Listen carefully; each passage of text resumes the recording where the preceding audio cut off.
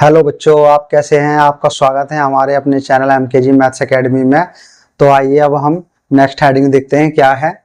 तो अगली हेडिंग है हमारे पास परावैद्युतांक यानी कि डाइलेक्ट्रिक कांस्टेंट।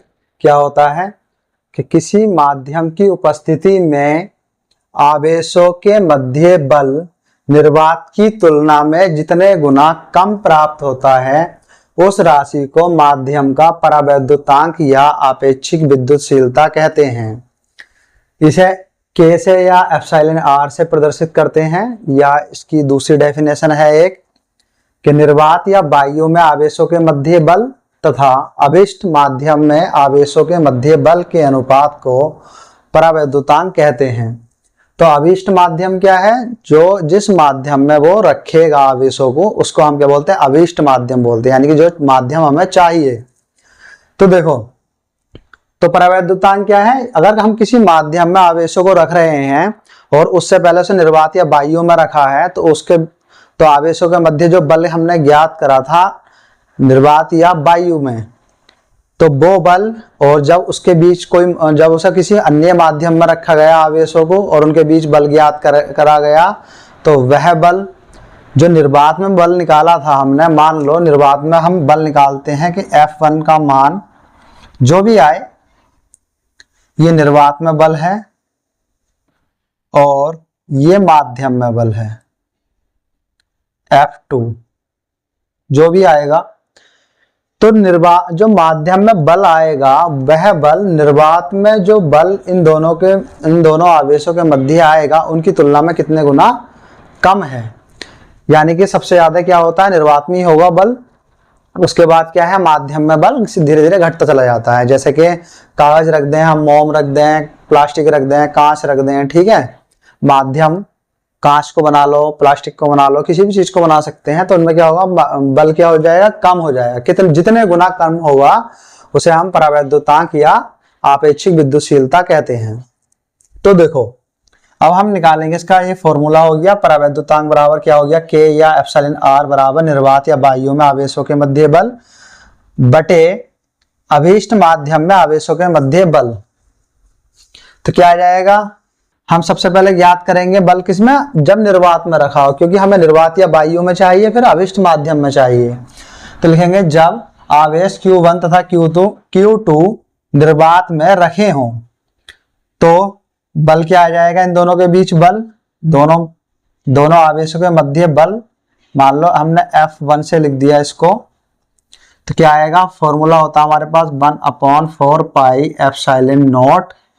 ये किसकी विद्युतशीलता होती है? माध्यम की विद्युतशीलता। और कौन से माध्यम की? निर्वात की या वायु की विद्युतशीलता होती है, इनटू आवेशों के मध्य बल जो लगेगा वो क्या लगेगा? Q1 into Q2 upon R square. तो ये आ गया हमारे पास बल वायु में जब आवेश रखे हैं। अब जब हम आवेशों को कहां रखेंगे? माध्यम में रखेंगे। तो लिखेंगे जब आवेशों को एप्सिलॉन विद्युतशीलता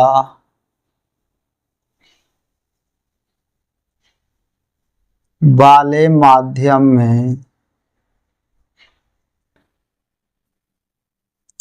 रखा जाता है तो बल क्या आ जाएगा?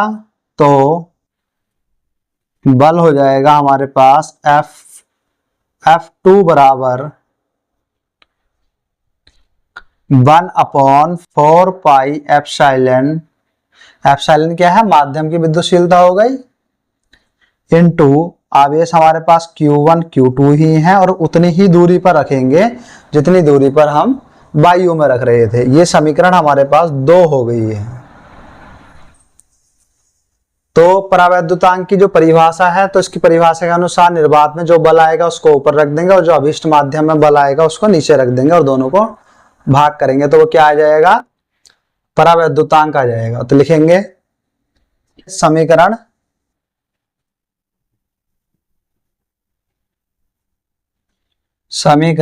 1 व 2 से क्या होगा?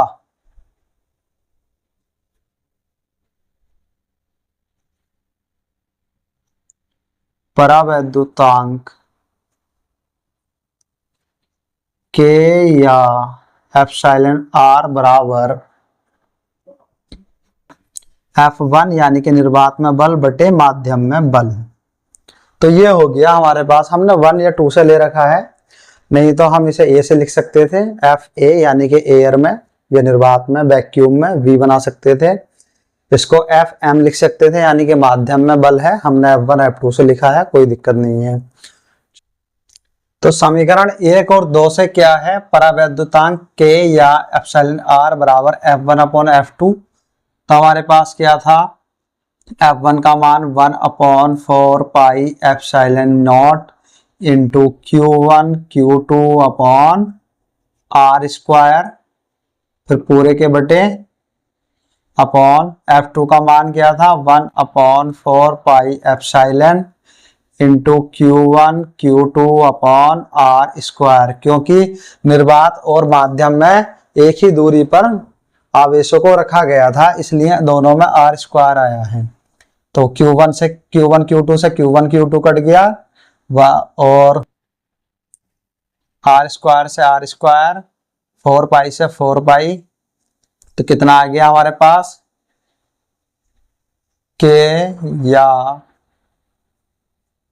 एप्सिलॉन आर बराबर, सबसे नीचे वाला ऊपर पहुंच जाएगा और पहले इस तरीके से लिख लो इसको, कितना बचा 1 बचा और नीचे कितना बचा epsilon R, sorry epsilon not, और नीचे कितना बचा 1 बचा और एप्सिलॉन बचा। सबसे नीचे वाला क्या होता है, ये पूरी भिन्न बनी हुई है, ये भी पूरी भिन्न बनी हुई है, तो सबसे नीचे वाला ऊपर जाएगा, ऊपर मल्टीप्लाई हो जाएगा, तो एप्सिलॉन की मल्टीप्लाई 1 में होगी तो एप्सिलॉन ही आएगा, और 1 की मल्टीप्लाई एप्सिलॉन 0 में होगी तो एप्सिलॉन 0 आ जाएगा। अब हमारे पास क्या आ चुका है, के या एप्सिलॉन आर बराबर एप्सिलॉन अपॉन एप्सिलॉन 0, यानी कि जो परावैद्युतांक होता है वो किसके बराबर होता है, माध्यम की विद्युतशीलता बटे निर्वात की विद्युतशीलता। तो हम यहाँ को इसको या करके भी लिख सकते हैं ऐसे, या परावैद्युतांक के या, तो सीधे सीधे लिख दो परावैद्युतांक, लैंग्वेज में क्या, वायु सॉरी माध्यम की विद्युतशीलता, माध्यम की विद्युतशीलता बटे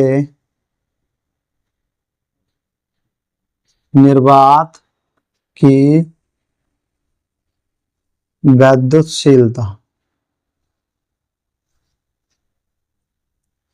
तो ये आ गया हमारे पास फॉर्मूला कि जो परावैद्युतांक होता है वो किसके बराबर होता है, माध्यम की विद्युतशीलता बटे निर्वात की विद्युतशीलता। अगर हमारे पास माध्यम की विद्युतशीलता मालूम है और निर्वात की विद्युतशीलता मालूम है तो हम परावैद्युतांक का मान निकाल सकते हैं। यदि हमें माध्यम की विद्युतशीलता परावैद्युतांक मालूम है तो निर्वात की विद्युतशीलता निकाल सकते हैं, निर्वात की विद्युतशीलता और परावैद्युतांक मालूम है तो माध्यम की विद्युतशीलता निकाल सकते हैं। तो इसका ये फॉर्मूला था कि परावैद्युतांक अगर बल ना दिए हो और माध्यम की विद्युतशीलताएं दी हो तो भी परावैद्युतांक को निकाला जा सकता है। तो अब हम क्या लिख सकते हैं, इसको लिखेंगे अतः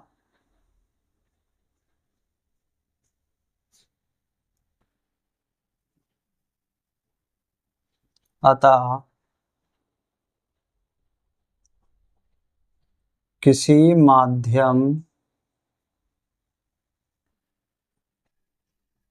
का परावैद्युतांक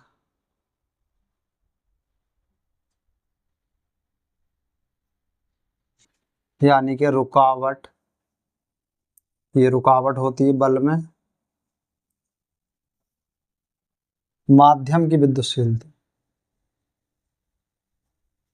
माध्यम की विद्युतशीलता तथा निर्वात की विद्युतशीलता के अनुपात के बराबर होता है। तो किसी माध्यम का परावैद्युतांक एक रुकावट होती है, किसमें बल में जो रुकावट आएगी, जो रुकावट होगी, उसी को क्या कहते हैं, हम परावैद्युतांक कहते हैं। तो किसी माध्यम का परावैद्युतांक माध्यम की विद्युतशीलता तथा निर्वात की विद्युतशीलता के अनुपात के बराबर होता है। रुकावट क्यों? क्योंकि हमारे पास जो परिभाषा थी वो क्या कहता है उसमें कि किसी माध्यम में विद्युत बल निर्वात में विद्युत बल की तुलना में कितने गुना कम होता है, उसे हम परावैद्युतांक कहते हैं। यानी कि रुकावट को क्या कहते हैं, हम परावैद्युतांक कहते हैं। तो इस सूत्र से क्या निकल कर आई परिभाषा? किसी माध्यम का परावैद्युतांक यानी कि रुकावट माध्यम की विद्युतशीलता तथा निर्वात की विद्युतशीलता के अनुपात के बराबर होता है। तो ये हेडिंग यहाँ पर कंप्लीट हो गई है। कुछ मैं छोटे छोटे नोट्स लिखवा देता हूँ आपको, जिससे कि वो कुछ बेसिक होता है जो कि आपको समझने में क्या रहेगी, आसानी रहेगी, और वही चीज़ जो होती है सबसे ज़्यादा इम्पोर्टेंट होती है। तो आइए बच्चों, हम क्या करते हैं, कुछ महत्वपूर्ण बिंदु देख लेते हैं क्या क्या है। तो देखो, कुछ महत्वपूर्ण बिंदु हैं। वो कहता है यदि दो आवेशित कणों को परस्पर स्पर्श कराकर हटा लिया जाए तो दोनों के मध्य क्या हो जाता है, आवेश का मान समान हो जाता है। और निर्वात या वायु में विद्युत बल का मान क्या होगा, सर्वाधिक हो जाता है, सर्वाधिक रहता है। और विद्युत रोधी माध्यमों में बल का मान क्या हो जाएगा, वायु की तुलना में घट जाएगा। सुचालक माध्यम में बल का मान क्या होता है, शून्य होता है, जिसकी वजह से क्या होता है, इनका सुचालक माध्यम का परावैद्युतांक अनंत रहता है, क्योंकि विद्युत बल का मान इसमें क्या हो जाता है, शून्य हो जाता है। जैसे कि धातु हो गई, लोहा हो गया, तांबा हो गया, एल्यूमिनियम हो गया, तो इन सब में क्या होगा, विद्युत बल का मान शून्य हो रहेगा। इसी तरीके से माध्यम का परावैद्युतांक यानी कि माध्यम की रुकावट बढ़ने पर क्या होगा, विद्युत बल का मान क्या हो जाएगा, घट जाएगा, क्योंकि परावैद्युतांक का मतलब होता है रुकावट। किसमें, विद्युत बल के मान में रुकावट, यानी कि उसके मान को कम करता है। अभी हमारे पास कुछ पदार्थों की सारणी है। परावैद्युतांक पदार्थों की 20 डिग्री सेल्सियस पर आपेक्षिक विद्युतशीलता यानी कि परावैद्युतांक। एम्बर यानी कि रेजिन की कितनी होती है, 2.8 होती है परावैद्युतांक। एवोनाइट की 2.8 होती है लगभग। कांच की 5 से 10 होती है। अवरक की 3 से 6 होती है। हाइड्रोजन की लगभग 1 होती है और हवा की भी लगभग 1 होती है। हवा की इंपॉर्टेंट है कि हवा की पूछ लेता है कि परावैद्युतांक कितना होता है। मोम का 2 से 2.3, शुद्ध पानी का 80 हो सकता है शुद्ध पानी का ही वो पूछ ले। पीवीसी का 4.5 होता है। टेफ्लॉन का 2 होता है। और धातुओं का परावैद्युतांक क्या रहता है, अनंत रहता है। क्यों रहता है अनंत, क्योंकि विद्युत बल का मान धातुओं में क्या हो जाता है, शून्य हो जाता है। और जब माध्यम में विद्युत बल का मान शून्य हो जाएगा, हमारे पास परावैद्युतांक बराबर क्या फॉर्मूला था, परावैद्युतांक बराबर निर्वात बल बटे माध्यम बल, यही तो फॉर्मूला है। तो निर्वात बल तो हमें पता है कितना होता है, 1/4 पाई epsilon not Q1 Q2 upon R²। और माध्यम का बल यानी कि सुचालक माध्यमों में विद्युत बल का मान क्या हो जाएगा, 0। और किसी भी संख्या को 0 से भाग देते हैं तो क्या आता है, अनंत आता है। तो इसलिए विद्युत धातु में परावैद्युतांक का मान क्या हो जाएगा, शून्य हो जाएगा। तो ये सारणिक थी और ये कुछ बिंदु थे जो मैंने लिखा दिए हैं।